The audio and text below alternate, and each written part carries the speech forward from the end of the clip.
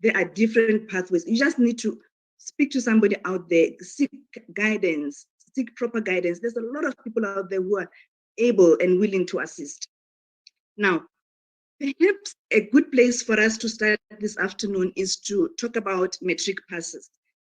I think there's a lot of education that needs to happen around matric passes. I don't think enough has been done to sort of, enlighten young people, enlighten parents when it comes to matric exam and requirements that go with it.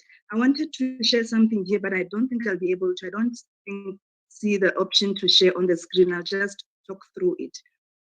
So when you get your matric results, there are 4 passes that you can get.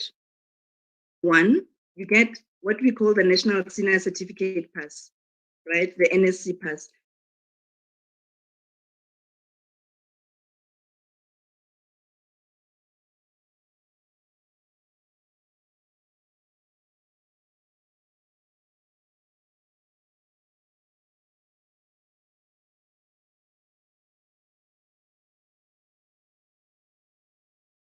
Right, whether it's an academic university or University of Technology, you can't with an NSC. There's no qualification that will be able to go into, right? The second pass is the Higher Certificate Pass. Now, this is similar to NSC. It means you finished your 12 years of schooling, all right? You can study higher certificate qualification if you want to.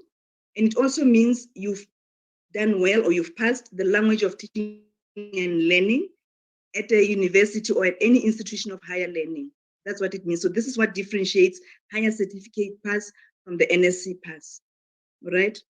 Or you can get the third one, which is called the Diploma Pass. Again, you finished your 12 years of schooling, and you can study further for a diploma if you want to. And the last one is a Bachelor Pass. This is commonly known exemption, to call it matric exemption in my day. This means you finished your 12 years of schooling, and you can go and do a degree at a university of your choice. But this is not the end of the story. You can do a degree, but even in doing that degree, there are requirements that you need to meet. So that you have a Bachelor Pass does not guarantee you any degree at any university, okay? Now, many learners are not properly informed about matric requirements. Many people believe you only need 30% to be able to pass. It's not true. And we hear a lot of critics saying matric, you need 30%, the Professor Jonathan Johnsons of this world, you need 30% to pass matric. That is far from the truth and is misleading. Let me illustrate why I'm saying this. And this is the part I wanted to fly it on the screen here to show you the different passes and what you need to achieve each. So if for instance, for the NSC pass, you need to get 40% in one official language at home language level. So if you're doing isiZulu as your home language, you need to pass it at 40% for you to get that NSC pass. In addition, you need to get 40% in 2 other subjects, all right? And you need to get 30% in 3 other subjects. Then you have your NSC, which, as I said, there's not much that you can do with except that you finished your 12 years of schooling. To get the higher certificate pass, you need to pass the NSC. I've just, sort of illustrated the requirements. But in addition to that, you need to have a minimum of 30% in the language of learning and teaching at a higher education institution. We call it LOLT, the language of learning and teaching. You need a minimum of 30%. I'm not saying you need 30%, I'm saying a minimum of 30%, okay? So if you want to study at Stellenbosch, for argument's sake, and their language of teaching and learning is Afrikaans, you need to have a minimum of 30% in Afrikaans if it is their language of learning and teaching. If you want to study at Wits and their language of learning and teaching is English, you need to have minimum of 30% in that language. Then you can do a higher certificate qualification. You can do a higher certificate in business practices, higher certificate in business management, whatever. But you need to make sure that you've passed the language of teaching and learning at a minimum of 30%. Now, if you want to get a diploma pass, if your aim is just to do a diploma study beyond matric, 40% in home language. If your isiZulu is your home language, 40% minimum. 40% in 3 other subjects, excluding life orientation. If you're going to excel in life orientation, it's not going to be counted, unfortunately. So excluding life orientation, you need 40%. Talking about what it takes for university entrances. I'm getting a distraction there. Can I continue? Okay. And in addition to passing 3 subjects at 40, you need to pass 2 other subjects at 30. And then, of course, minimum of 30% in the language of learning and teaching. Then you can do your diploma qualification. If your aim is to do a degree at a university, aim for nothing below 50%. That's why I say to learners, don't aim for 30 and 40. The minimum requirement is 40% in home language, isiZulu or English or Setswana or whatever, 50% minimum in 4 subjects, excluding life orientation, and 30% in 2 other subjects.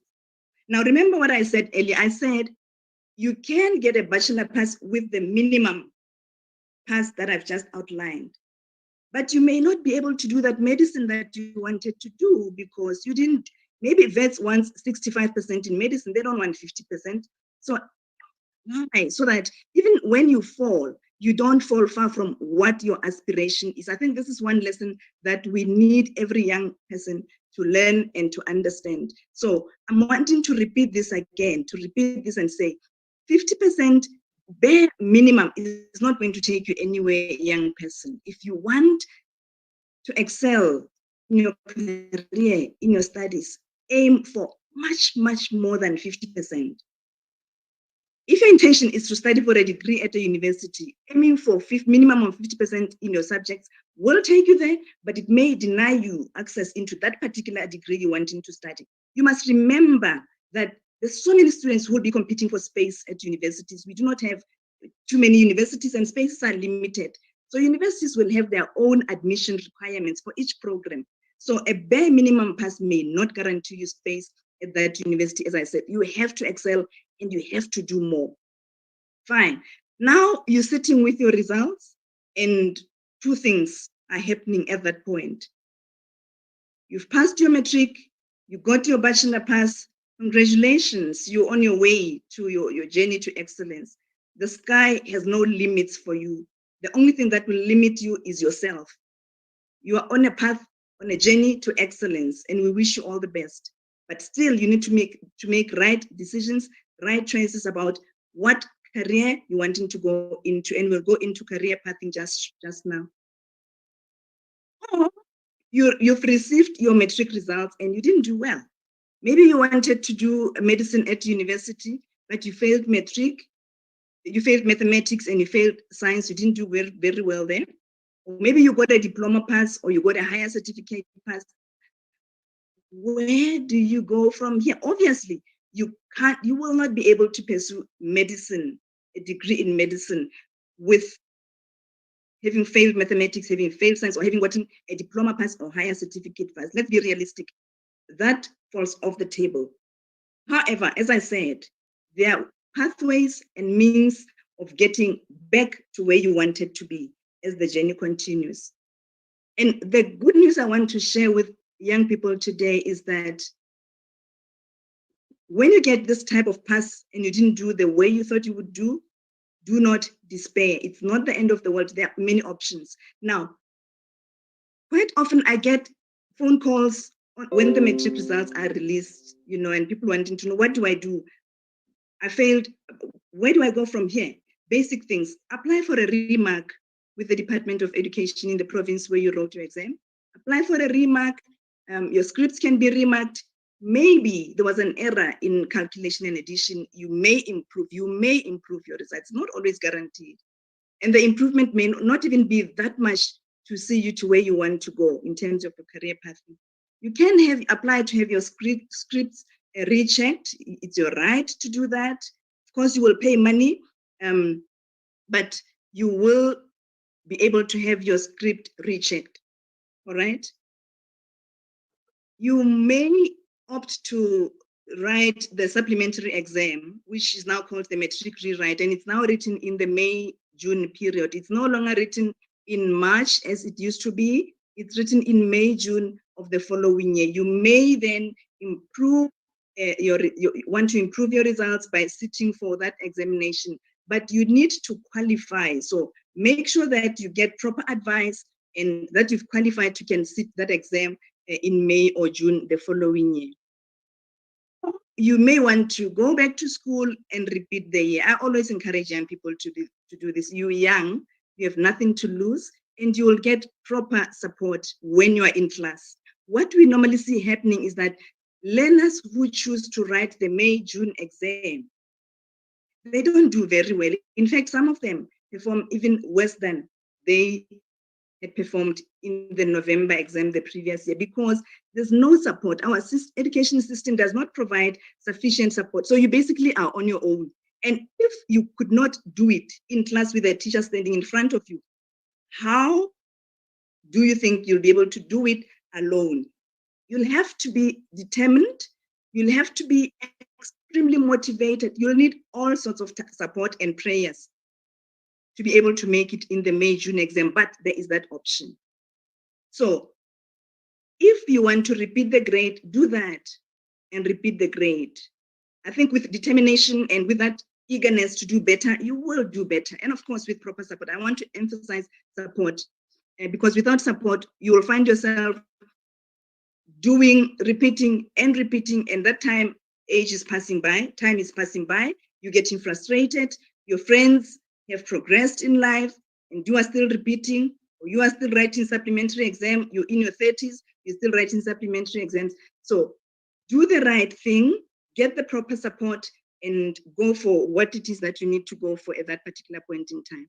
Now, I will not do justice to career pathing this afternoon. We don't have enough time to do that. But suffice to say that when we talk about career pathing, it does not start at the end of grade 12. If you are going to start looking into your career path at the end of grade 12, it's too late. It's too late. You look into issues of career pathing when you're in grade 9, as you move into grade 10, that's where you choose your subjects, the subjects that are going to lead you into the career that you want to follow. If your plan and your desire is to study beyond matric at the University of Higher Education, you need to then be in a position to choose the right subjects and the right subject combination. And you do have access to platforms that can assist you with this. I know SACO has a call center where you can call in and get proper career guidance. Department of Higher Education and Training, I think they also have such call centers. Do call in, ask for help, talk to people, talk to your parents, talk to people in church who are in a position to assist. But make sure that you do choose the correct subjects for the career that you want to go into. Now, the choice of subjects will determine whether you go into the maths or science stream, you go into the arts and culture, you go into the agricultural sciences stream, you go into the business commerce stream, the accounting, or you go into engineering and technology, or the services stream, you want to do consumer studies, you want to end up in hospitality industry.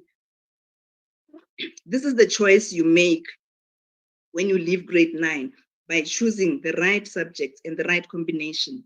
Or you want to go into humanities and study languages, or go into social sciences stream.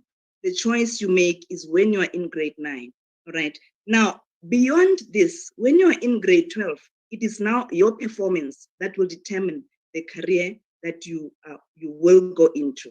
And we've already spoken about performance, that you really need to excel and make sure that you strive for the bachelor pass, the minimum 50% pass in all your subjects. That way, you will just ride through your career path. Okay, but it's late if you're in matric this year and you're still deciding which way to go, whether the subjects you took are the right ones. Unfortunately, it's too late. The only thing we can advise you to do is work hard, study, prepare for your examinations, do everything you can to get all the past papers, go through them. Double up. If you think you've been studying, double your efforts and study even harder and get that pass that will enable you to do better beyond matric. I always say the career landscape these days is so broad, and children do not have to be restricted. Gone are the days where people would be limited to a few mainstream career choices, like some of us, teaching. There's nothing wrong with teaching, hear me well. I'm just saying, gone are the days where we would be limited into those specific mainstream career choices, teaching, your nursing, your policing, or a doctor, or a lawyer, etc. All right. Now, the landscape is so wide. You can be anything and anything you want to be, but you need to get proper guidance. I think at this point, let me talk about the journey to excellence. And excellence is something that some of us as Adventists, we shy away from. We look at excellence as a worldly thing. And far from the truth, excellence is something that the Bible encourages us to aspire for. And I will illustrate what I mean by that. Excellence is the quality of being outstanding or extremely good, superior quality. It's not mediocrity. It's extremely outstanding. It's superior quality. Excellence is not something you land on by chance. It is something you work very hard for. You lose sleep. You cross night. You do your research. You read as many books. You acquire as much knowledge as you can if you want to be on the journey to excellence and do very well. As I said, as Christians, we are charged with more responsibility to strive for excellence. Mediocrity is not something we should settle for. Let me read what Ellen White says in the book Education in chapter 1. She says, the source, where she talks about the source and aim of true education, she says, higher than the highest human thought can reach is God's ideal for his children. Higher than the highest human thought can reach is God's ideal for his children. Godliness, godlikeness is the goal to be reached. Before the student, there is opened a path of continual progress. He has an object to achieve, a standard to attain. That includes everything good and pure and noble. He will advance as fast and as far as possible in every branch of true knowledge. But his efforts will be directed to objects as much higher than mere selfish and temporal interests as the heavens are higher than the earth. What I want you to take away from this is that God has that high standard of excellence for us as his children, higher than the highest human thought can ever reach. That's God's ideal for us. So let's not shy away from excelling in whatever spaces we're finding ourselves in as young people. It is a requirement from God for us. God's ideal for us is higher than the highest human thought can reach. So if we fail to reach excellence in our spaces as Christians, we are not in alignment with God's ideal for us. We need to go back. We need to retreat. We need to review our plans and see where we've missed the step and align with God's ideal for us as his children. Ellen White continues in the book Fundamentals of Christian Education, where he says, the true object of education should be carefully considered. God has instructed to each one capacities and powers that may be returned, to him, enlarged and improved. Can I just pause there? God has entrusted to each one of us capacities and powers that may be returned to him, enlarged and improved. You don't sit with that capacity that God has given you and play games with it. You need to return it to him, enlarged and improved. You need to excel in whatever it is that you are doing about your life. All his gifts are granted to us to be used to the utmost. He requires every one of us to cultivate our powers, and attain the highest possible capacity for usefulness, that we may do noble work for God and bless humanity. Do you see, beloved, how we fail God if we continue to stick to mediocrity as his children, as his people, when our calling is to attain the highest possible capacity for usefulness, that we may be able to do noble work for God and bless humanity. We are placed where we are placed as individuals, as children of God, for a purpose, to do noble work for God, to bless humanity. And you can only do this if you stretch yourself, if you aspire for excellence in your life. Young person, Ellen White continues to say in the book Christian Education in chapter 7 that all the varied capacities or capabilities that men possess of mind and soul and body are given them by God to be so employed as to reach the highest possible degree of excellence. Okay, let me read that again. All the varied capabilities that men possess of mind and soul and body are given them by God to be so employed as to reach the highest possible degree of excellence. So, dear church, let's not be shy to strive for excellence in our lives. And let's encourage our young people, our children, to strive for excellence in whatever space they may have chosen to occupy. Excellence cannot be attained without a concrete plan in place. Remember Dikgole. Dikgole didn't have any plan in place except that she wanted to travel the world, something that would help her travel the world. You will not attain excellence with that mindset. You need to have that concrete plan in place. You need to have a very clear idea of what you want in life and craft a plan that will help you realize the dream. You need to know as a young person, if you want to study medicine or law or drama or arts or music, or you want to go into the services industry, or you want to go into IT or marketing, whatever you want to pursue in life, you need to know what it will take to get you there. As I said, choose the right subjects when the time is right for you to do that in grade 9. Beyond that, excel in the subjects that you've chosen between grade 10 to 12. Oprah Winfrey talks about excellence, and he puts it this way. He says, let excellence be your brand. When you are excellent, you become unforgettable. People will forever be aspiring to be like you, will talk about you, but they're talking about you will be because they aspire to be like you, because there's something in you that wants them to be like, that makes them want to be like you. So let excellent be your brand. Just do it. Just go for it. Just push yourself. Just excel. Just do whatever it takes.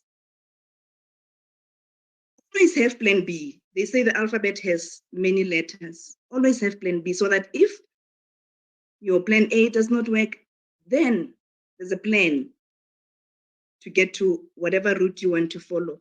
Your education is part of the plan of your life. It's not something that is isolated, when you're looking at your life. It's part of the bigger plan, right? And as I say, you need to take full responsibility and steer the direction you want it to take. Our education system, as I said earlier, has endless opportunities for you. You're growing up in an era where really the sky has no limit for you. You can be whatever you want to be. Okay. There are so many endless opportunities. The only thing that will limit you is your ability to stretch yourself. That's the only thing that will limit you. Opportunities can be created for you, young person, but what you do with them is really up to you. Your parents will support you as much as they can, right? But beyond that, it's for you to take charge of your life. We live in an era, and this really saddens me, where young people have this sense of entitlement. And this is what really destroys a whole lot of young people. A sense of entitlement. Things must be done for me. Things must happen. Somebody must make things happen. It doesn't work like that in life, unfortunately. Each and every one of us are responsible for making it out there in life. There's no entitlement to anything. Someone must keep giving and giving and giving for you to be happy. That, for me, that's not a definition of happiness. Receiving and receiving and receiving. That's not a definition of happiness. That's not a definition of success where I'm coming from. There comes a time where you have to take ownership of your life and you have to make it happen for you. You need to get to a point where you quit blaming your parents for your failures. There's this thing about young people. They will hold on to my mother this, my father that. If it were not for my mother, if it were not for my mother, let me tell you something. You've got to quit blaming your parents. There's a lovely quotation I like by J.K. Rowling where he says, there is an expiry date on blaming your parents for steering you in the wrong direction. The moment you are old enough to take the wheel, responsibility lies with you. So there comes a time where you're all alone and you need to take full responsibility of your life, and you cannot continue blaming your parents for things that didn't go well in your life when you had opportunity to make the best out of life. His parents should give the necessary support. And perhaps let me at this point just pause here to talk about parents and the support that we need to give to our children if we want them to achieve academic excellence. You will need to be present in your child's life, in your child's education. You need to be present. You can't do it remotely and hope for the best. You're waiting for disaster to happen. You will need to provide emotional support, financial support, of course. You need to provide love. You need to provide care. You need to provide all those things that will create a conducive environment for them to achieve academic excellence. Quite often, parents think that paying school fees and buying school uniform is all the support they need to give. We're so wrong. And sometimes we do this because we're so busy in our lives as parents. Our careers are so demanding. We hardly ever have time to focus on our children's education, particularly when they're in school where they really need all that support. They don't just need school fees and uniform. They need our presence. They need us to be involved in their learning. You need to be involved in your child's education if you want them to excel and succeed. What we normally see in schools these days is parents who just can't be bothered. They don't want to get involved. They get called to parent meetings, they don't come.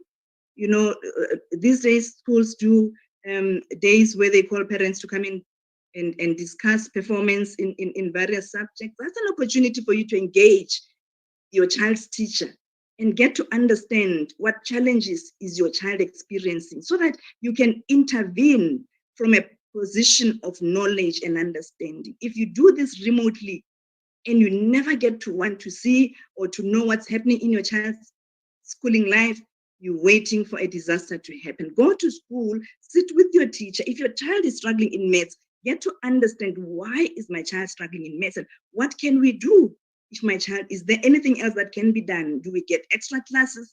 Do we get what books? What do we do? But just do something, right? Parents are encouraged to discuss the various options with their child to ensure appropriate subject choices. Look, I didn't know when I was school-going age, really, it was not clear in my mind what I wanted to do. I needed support. I needed my guidance teacher to channel me in a particular direction. I needed my parents to try and help me and say, maybe you need to look at this, maybe you need to look at that. That's the role of parents. We need to collect information as much as we can on a whole variety of careers and the necessary subject choices that our kids need to go into for them to be able to pass. It's a very important decision that will have an effect on your child's future. If you can help them at this level, you will have done a great deal of help for them. Okay. Parents can assist their children to make subject choices depending on what the child is interested in doing or the career that the child wants to pursue beyond matric.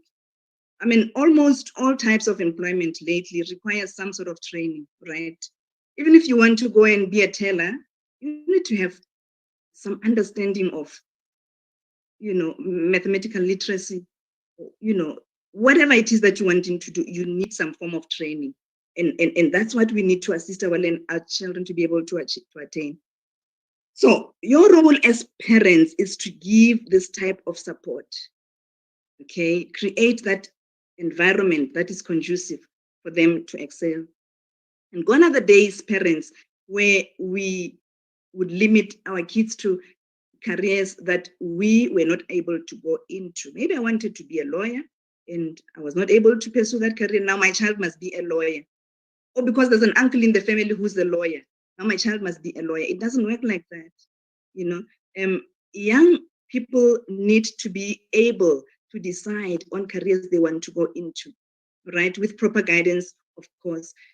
If your child chooses, for instance, to be an actor, a musician, a hairdresser, a somatologist, a beautician, a nail technician, let them be if that's what they want to do. I hear a lot of people these days talking about wanting to follow their passion, you know. And so a child will be wanting to open a nail bar here because he's wanting to follow his passion or her passion. Let me tell you something, young person. Follow your passion, but passion does not always put food on the table. Passion alone, let me put it that way, does not always put food on the table. You will need much more than passion if you want to achieve on your journey to excellence, right? You need to couple your passion with a paper. Study in that field and equip yourself. If you want to be a somatologist, if you want to be a nail technician, a hairdresser, go and study and be the best hairdresser out there. So that when things go wrong in life, you have some paper to fall onto and you can then, you know, apply for jobs or do whatever I'm using an example of a hairdresser, but this applies to any career that you want to go into. Please do yourself a favor and study beyond matric. With just matric, there's not much that you can attain. Finally, young people, your journey to excellence may not always pan out the way you had wanted it to pan out. Things happen, life happens, and things don't go according to your plan. But always remember this, as I said, there are many ways to skin naked, okay? It's a journey, remember, it's not a destination, it's a journey. And as long as you're on this side of earth and you're still breathing, there's a lot that you can do to pursue whatever you're wanting to pursue in life. When I speak to young people and motivate them regarding their matric results and what happens beyond matric, I like using the analogy of traveling to Cape Town from Gauteng, from Johannesburg, Pretoria, you know. So when you undertake that trip, you're in Joburg and you want to go to Cape Town, there's many routes that you can follow. I'm aware of two. There may be other routes, okay? You can decide to take the garden route to Cape Town, or life can channel you into taking the garden route to Cape Town. Now, the garden route is beautiful. It's scenic.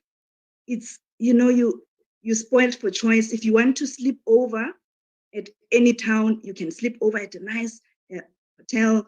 If you want to stop for a meal, you're spoiled for choice along the garden route. That's how beautiful it is. It's a very nice route to take if you want to go to Cape Town. You can have delicious meat. It's just a beautiful route that you take if you want to go to Cape Town.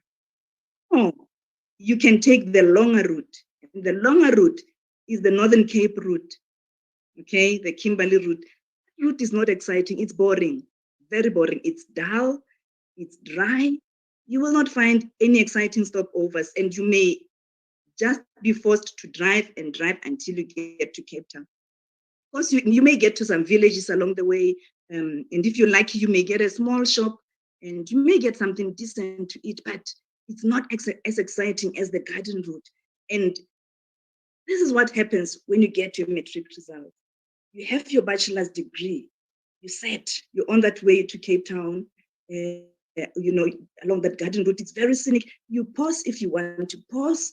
You sleep over if you want to sleep over. You decide which qualification you want to. You can do whatever qualification within the requirements, of course. But you didn't get that diploma pass. You didn't get that. You only got an NSC pass. This is where then it appears like it's the end of the world. Let me tell you something. It's not the end of the world.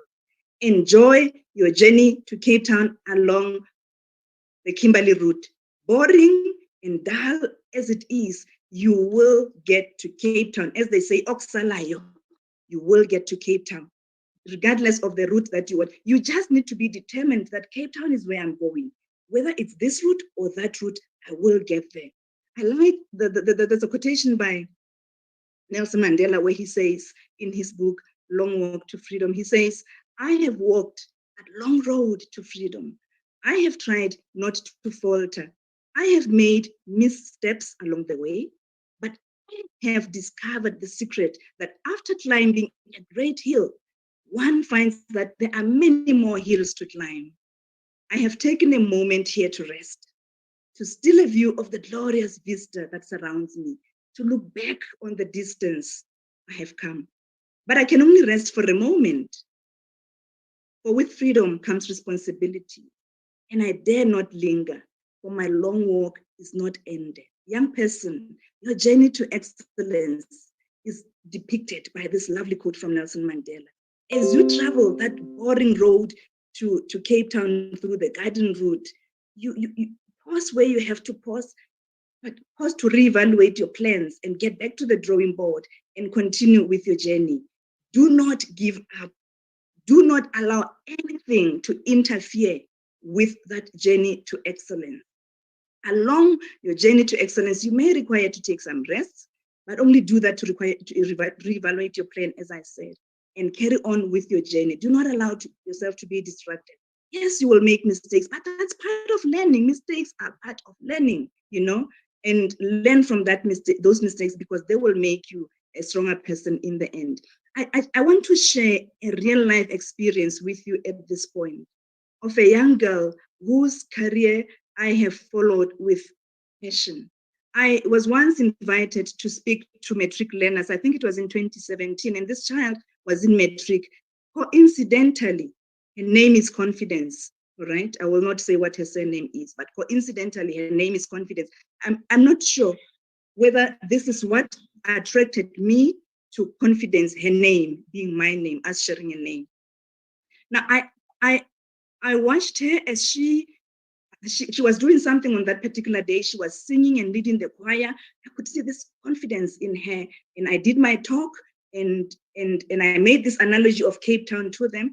And when I finished during the break, I went to her and her mother and I said, "Young girl, the future is yours to make what you want it to be. I see this confidence in you, and I'm going to be following your career to see which route you're going to be taking." She finished her matric in 2017, and in January, I contacted her to see how she had done in her matric exam. Now, Confidence wanted to do medicine when she finished matric. When she received her results, she hadn't done well. She had failed maths, she had failed science. She got a diploma pass, okay? Now, as I said, you can't go into medicine with a diploma pass. And she was really frustrated. She was at the end of her tether. She didn't know which way to go. And I said to her, let's just calm down. Remember, you will get to your Cape Town. We must just now decide on the route that you will take. Now, tell me, what options do you want to follow? You know the options. I've discussed this with you. What do you want to do? She said, I want to do a diploma.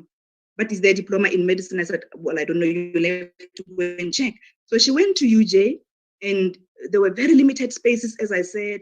And she was then, thank God, accepted into a diploma program. I think it is some management program that she studied, a diploma program that she did. But Confidence had said to me, the other option would be to do teaching, but that was not a priority. She wanted to be a doctor, right?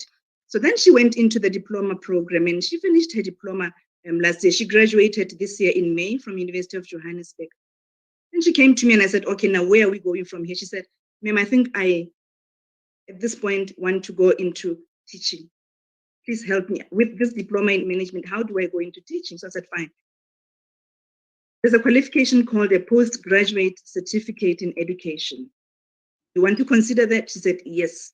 She looked into that, went to University of Pretoria, got all the requirements, and she qualified to do the postgraduate certificate in education. And thank God, we were able to support her through where I work. We support learners in career pathing. We were able to support her. She's now doing her PGCE, postgraduate certificate in education. She loves it. She's been doing practicals. It's something that resonates with her. It's her second nature. She is so excited. She has regained her confidence. She could have, fallen by the wayside when she couldn't do medicine and decided, this is it, my journey ends here. But we helped her to look into other pathways, and she's somehow, thank God, back to where she wants to be. So, young person, there's many ways of skinning a cat. There's many ways of getting where you want to go. Talk to the right people, seek guidance, but above it all, pursue excellence. Make excellence your brand, and nothing will stop you in your career. Thank you. May I end there? Thank you, facilitator. I'll hand over to you.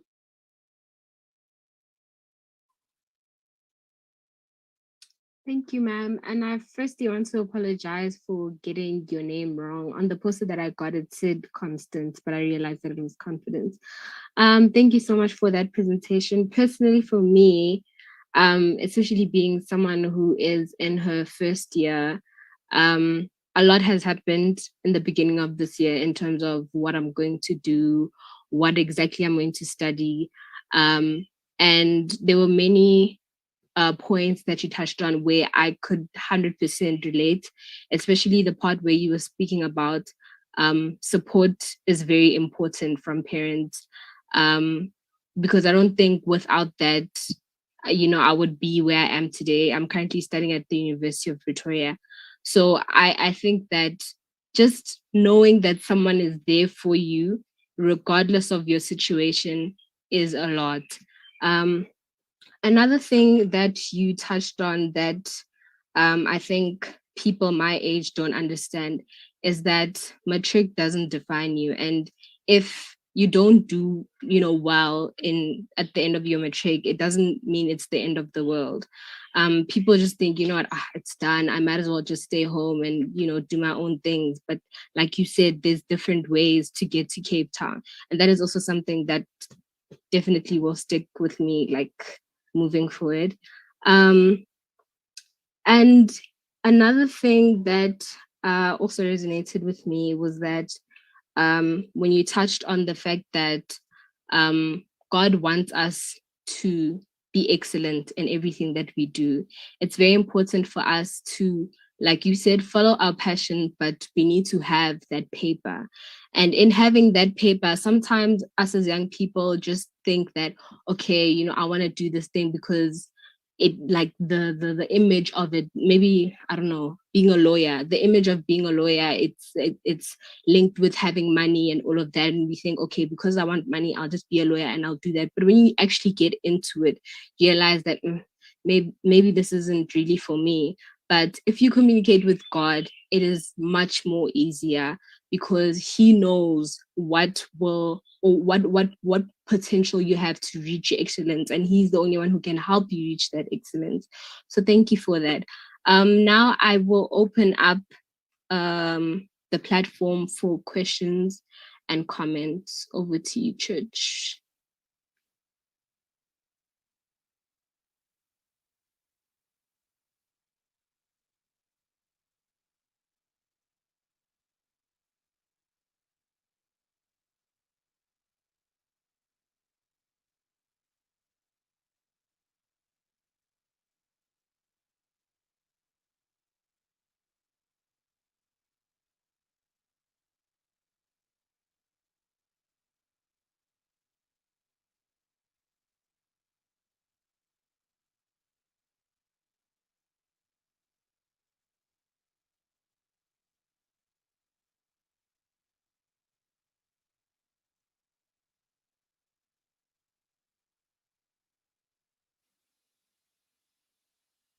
Sister Loazi, it looks like there are no questions at this point. Auntie Tozama's hand is up, and okay. Okay, no, thank you. Thank you for the presentation. I think what I just need just to get, how can we improve with the awareness that we are giving to children, or even when coaching with the career guidance. How do we motivate them not to only think that the only way that you can have a further education is if you go and do a degree and all that, like not take seriously to have a skill also, like doing electrical engineering, where you doing it, you do the ends and everything. How do we also motivate them that if you go that route, it's not like what you are doing is not important. That's still a journey for you to succeed.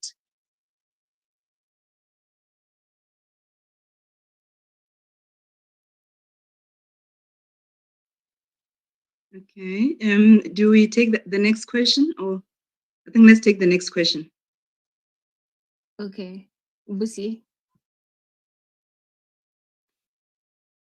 Mangani. Yes. Good day. Thank you so much for the presentation, ma'am. We truly appreciate. I think what I wanted to ask, Umamu Mapanga, Elder Mapanga has already alluded to it. To say, I think it's important for us to also talk about a career path apart from, a university qualification, and motivate our kids to say, skills are important. We need those skills, and we know that our country is in a shortage of skills. So, and I understand ukuthi mhlawumbe, the government, when it closed down our colleges and technicons, they are the ones that they brought this mentality yoguti, when you are qualified and when you are educated, it's only a university qualification that will take you out there in the world. But we know that is not the truth. That you need that qualification, it's true.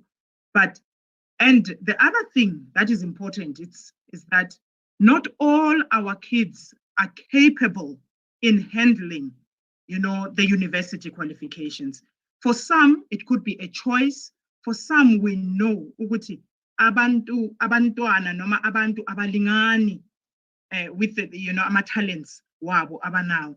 So I'm very happy, to hear you talk about other qualifications apart from a university qualification. Thank you.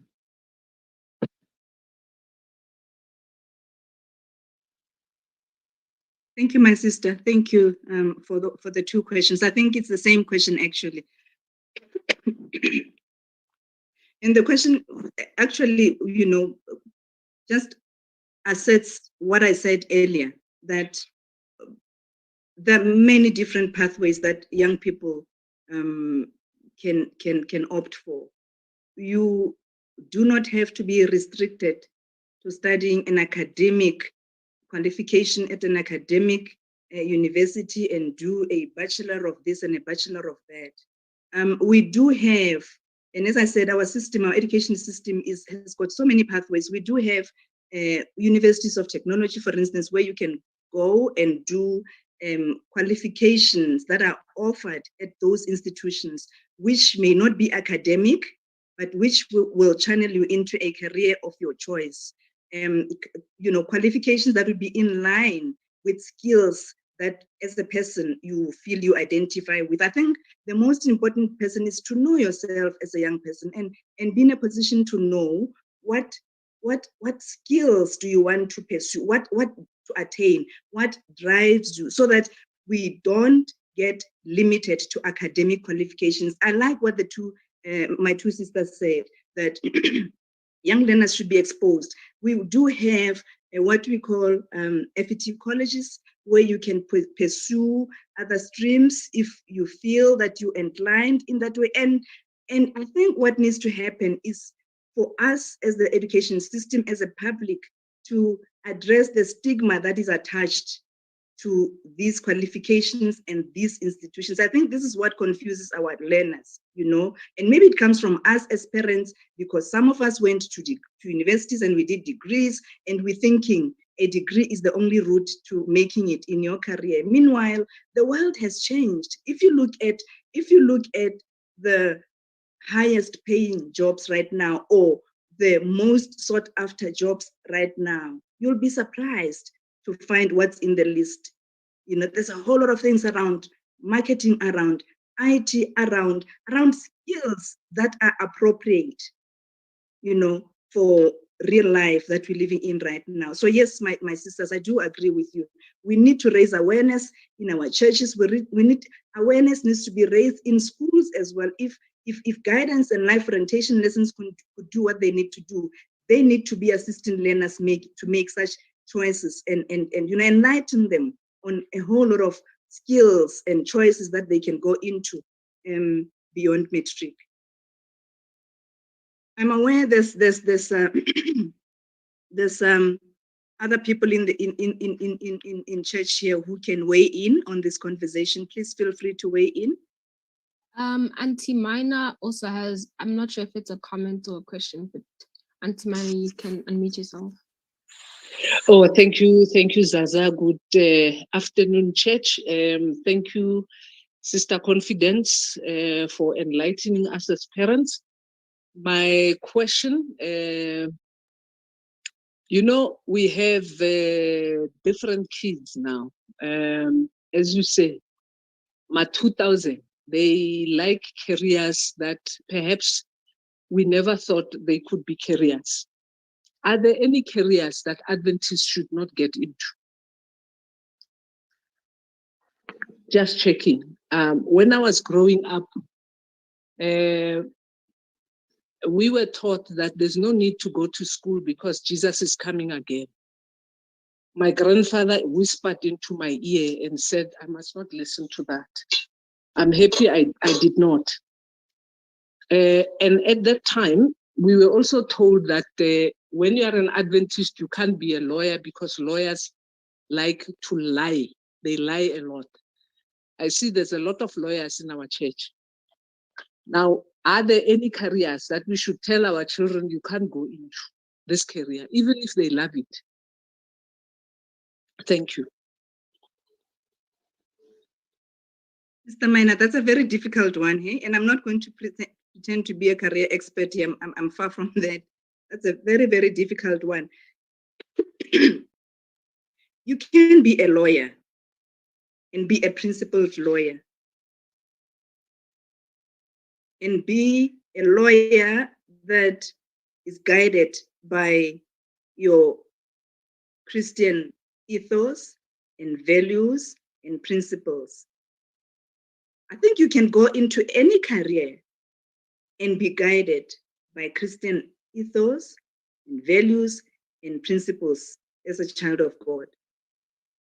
The one thing that happens is that quite often our kids go into some of these careers which are labeled as worldly, and because they lack proper grounding from home in terms of Christian values and ethos and principles, they find themselves on a path to destruction. But I think this is where our role as parents come in. I don't know if I'm answering your question as to whether they're the careers that Adventists should not go into. As I said, be a lawyer, but an ethical lawyer, not an unethical lawyer, because that's the training you've received from home, from church, to be ethical, to be principled, to respect God and man, and let that reflect in how you deal with people in life. So I can be a musician, and if my child can be a musician, and she can choose, how she's going to conduct herself within that space, but she will need to reflect those values and principles, even in that career that she will have chosen. That's my attempt to answering your question, my sister. Yeah, thank you. I agree with you when you say it's a difficult question, because I find that when we are in these platforms as Adventist parents, we sort of talk what is doctrinally correct. Yet our children struggle with a lot of things. They want to go into careers where they will be needed to work on the Sabbath. They need to do work as part of their career, but it's what they love. And what we do as parents, we discourage them not to go there because we say, no, Adventists can't be seen to be doing such and such. And then what happens, the child doesn't become anything because the child feels you are limiting them to what they want to be. And then when they become nothing, they tend to blame the parent because they'll say, this is what I wanted to be, but my parents refused. And the parents refused not because they wanted the child to have a difficult, but it's their beliefs. I mean, they are genuinely saying, but you can't do this as an Adventist. So yeah, I guess each individual parent will have to pray and give proper guidance to their children when they want to follow careers that we, as you say, we think are worldly, and they're not going to make them reflect what we deem as Christian principles to the world. Thank you. I just wanted to think about it. I don't think there's a straightforward answer to that. Absolutely, absolutely. But what you've just touched on now is something slightly different. You say they choose careers which will require them to work on Sabbath. Yes. Look, any career can require you to work. I think the issue of working on a Sabbath cannot be limited to or restricted to a particular career. Of course, there are careers that will require you to work on, but as a teacher, I've had instances where I was required to go to school on a Sabbath for music competitions and all those as a teacher. So teaching is a safe career. It's a comfortable career. It's a career that parents would want their children to go to. It's not a risky career. But even in that career, you may be required to work on a Sabbath, and that's a different story. It's got nothing to do with the career that you chose, but with the choices of your employer in terms of working on a Sabbath. Now, that one is a personal thing where you as a child of God will have to make a determination as to what it means for you to work on a Sabbath. And I know a whole lot of people who have been, put in those situations and who have stuck to the rule to say, I obey the Sabbath. I do not work on a Sabbath. And God, as God always does, will make a plan for you. If you stick to that and you make that determination and you stand up for what is right, where your religion is concerned, God will make a plan for you. So I'm just wanting to make that point. But I see more hands now. I don't know if I can call the hands or whether the facilitator is going to be doing that. I think I saw the hand of Mr. Elder Rakometsi and then Elder Mchunu, and then I can't see, it says on the Zondi screen. was first, then it was Sure, Mr. sorry. Mchunu. Okay. Thank you. So Elder Rakometsi, or Mr. Rakometsi, Mr. Zondi, then Mr. Mchunu. Okay. Thank you very much, friends. Good afternoon. And let me thank Confi for the powerful presentation. I felt motivated. I wish I could have had this presentation in my high school years, but age has caught up. Thank you very much, Confi. Friends, I want to venture into this difficult subject that has been introduced by Sis Minor, whether there are careers that Adventists should not follow. I would say it will be very difficult to prescribe. Yes, indeed. In my high school years, I was also told that an Adventist child cannot pursue law because you're going to help criminals. And that was a very myopic approach to the field of law. But I would want to advise our young people that one of the major things, and this has been touched on just after I raised my hand already, that when you choose a career, you must check whether this career will not force you to work on Sabbath. There are areas where you'll be forced to work on Sabbath. A service industry, because you service people like, working at the supermarkets, chain stores. There are areas where you'll be required to work on Sabbath. Where you have chosen a career that does not force you to work on Sabbath because of operational requirements of that career, you've got constitutional protections. The Constitution protects you as an Adventist not to work on Sabbath. And a lot of employers respect that. There is case law to this effect, over and above the Constitution. There is case law when you look at the labor law where an Adventist challenged his employer who wanted to force him to work on Sabbath. Also, as Adventists, we're encouraged to choose careers where will be of service to the people, because we have to serve God and serve men. And that is what makes us as Adventists, that we have to serve God's people on earth. Now there are areas that I want to just say we have to be cautious. There are people who work in this industry. I think it's Mary Stopes. You don't go there. You don't kill. People who assist with abortions. There are those clinics that specialize in. Adventists will not work in that industry. My experience as a student teacher way back in the 80s was that I saw soldiers work on campus as lecturers. And I was very inquisitive to know why do we have soldiers as lecturers? It was during those days of apartheid when we had national service for the white kids.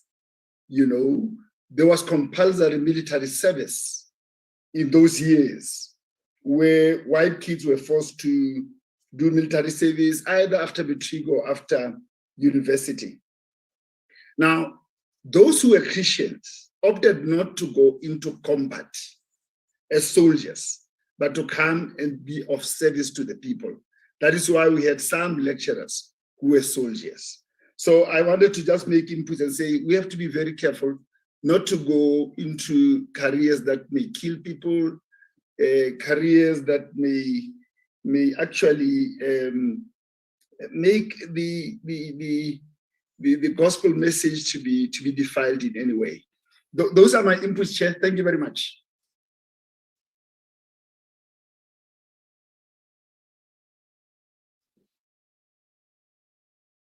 Okay, thank you. Elder Zundi can speak. Auntie Mina, your hand is up. I'm not sure if you still have a question or it's by mistake. I'm trying to bring it down. Okay.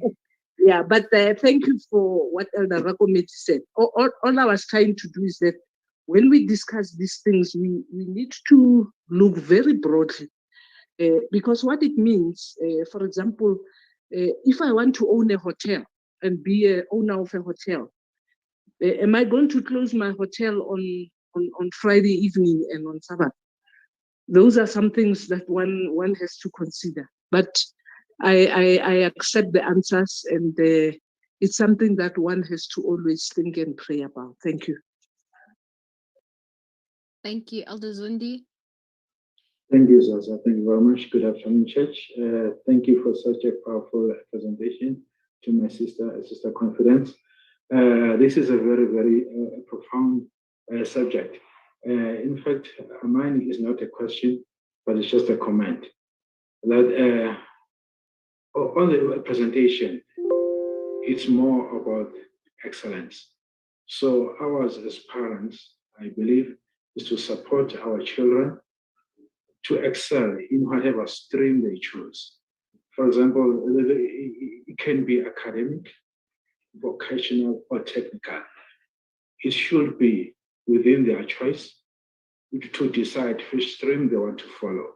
Then for us as parents, we need to guide and assist them to excel in whatever choice they choose to follow, in whatever career they want to follow.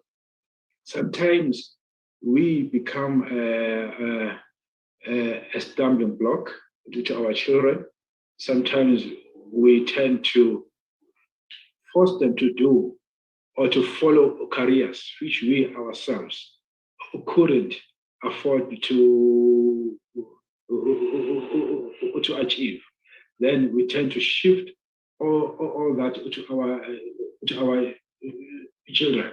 So therefore, I feel it is also proper if we allow them to be themselves, if we allow them to choose whatever career they feel comfortable with, which they will also be able to excel in whatever they do, but taking the responsibility upon ourselves to guide them, ensuring that whatever they do, that they are within the spirituality of Christianity as well, that they won't find themselves falling for careers which might be deemed as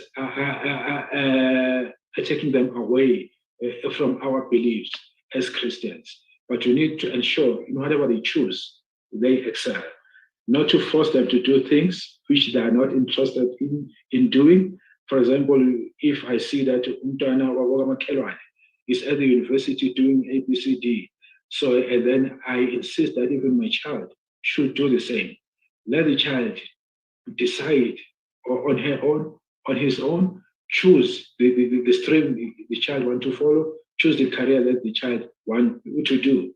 So that was my comment. Thank you very much for the presentation.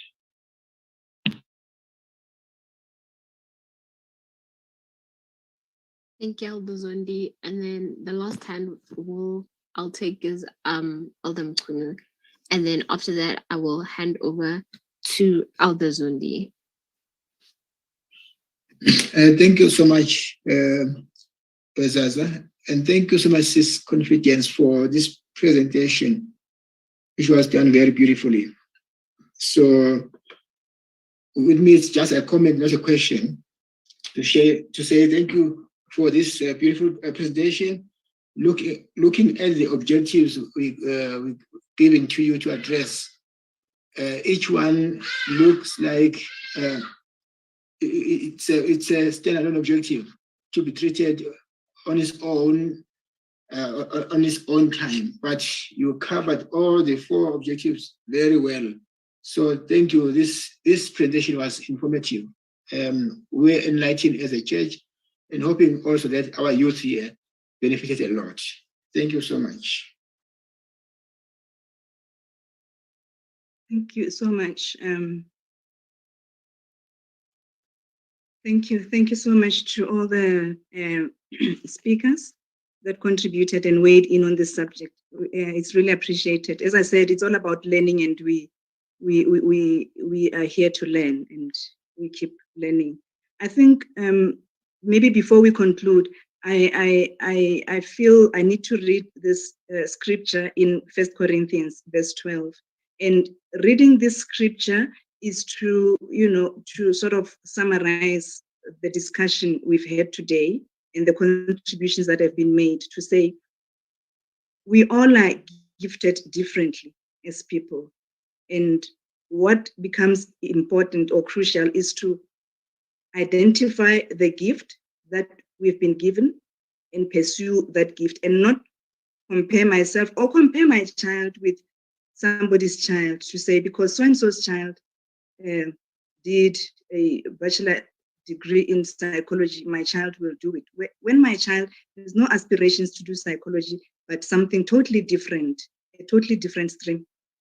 So 1 Corinthians 12, if we can all turn to that, verse 7, I'll read verse 7 to 10. It reads, "Now to each one, the manifestation of the Spirit is given for the common good. To one, there is given through the Spirit a message of wisdom, to another, a message of knowledge by means of the same Spirit, to another, faith by the same Spirit, to another, gifts of healing by that one Spirit, to another, miraculous powers, to another, prophecy, to another, distinguishing between spirits, to another speaking in different kinds of tongues, and to still another the interpretation of tongues. All these are the work of one and the same Spirit. I'm reading now verse 11. And he distributes them to each one just as he determines. I think it's a good way of concluding the discussion to say, let's identify the gifts that God has given us and grow those gifts and pursue those gifts and excel in the gifts that we've been gifted. May the good Lord bless all of us. Amen. Thank you once again, ma'am. I will hand over to Elder Zondi for vote of thanks.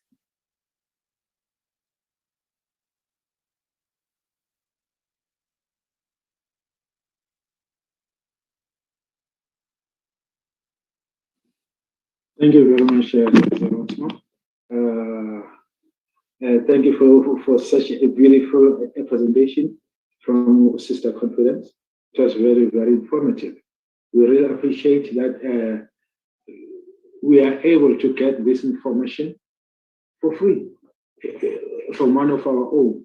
We know that such information, you have to go to school, you have to be in a class for you to be able to get all this knowledge and understanding of various things that you can go through in education, especially this encouragement of ensuring that we excel in whatever field that we are. Thank you very much. I also like to thank Sister Mkele for arranging and organizing this session today. All those which were involved, including Umdala Umapaka as well. Bazalane, thank you to each and every one of you in this platform. I also like to extend our appreciation as well for the presentation which was done yesterday by Elder Rakombesi. We were so revived. It was so inspirational. And now this was just a seal from Sister Confidence to seal it all with such a beautiful information and presentation. Thank you very much. May you all, Bazalale, be blessed. May you all have a wonderful week ahead. Let's ensure that our children become the best that they can be in whatever that they choose to be. Let's ensure that they excel. Even ourselves as adults, let's be the model to them that excellence is the way to go. Thank you very much. Zaza, I'm not sure that who will be closing us for us in prayer. Let me hand over to you. Thank you. I'll close. Thank you, Elder Zondi. We going wild. Our Father that's in heaven, thank you for the day you blessed us with. Thank you for exposing us to such knowledge, Lord. Please help us now make more better informed decisions in our future, and please help us share this knowledge to those who need it, Lord. Please bless Ma'am Confi, Lord. In Jesus' name I pray. Amen.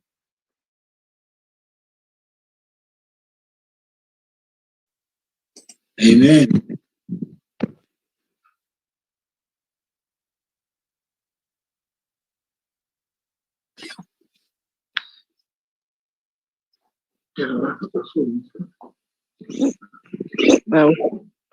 Skipping yengoma phela.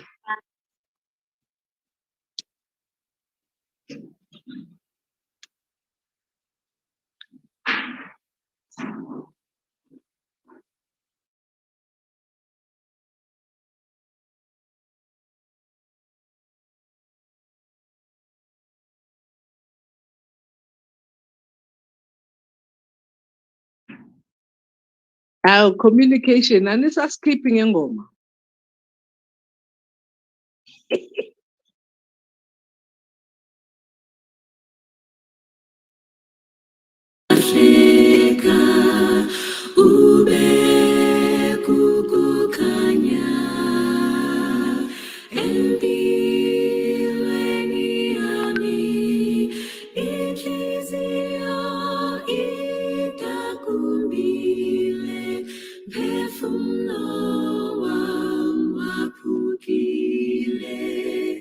Zinhlungu zesono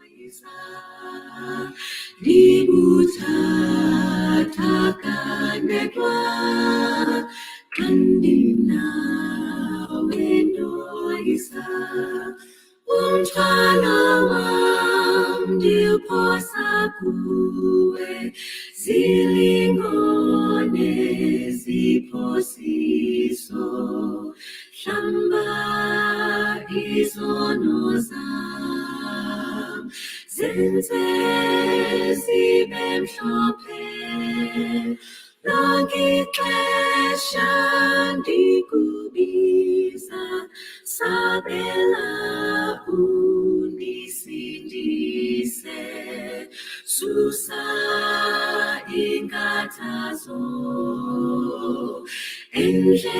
endleleni yami, lojabalala ndedwa, ngawe ndiyosindiswa, lojabalala ndedwa, ngawe ndiyosindiswa. Somahla simahla sonini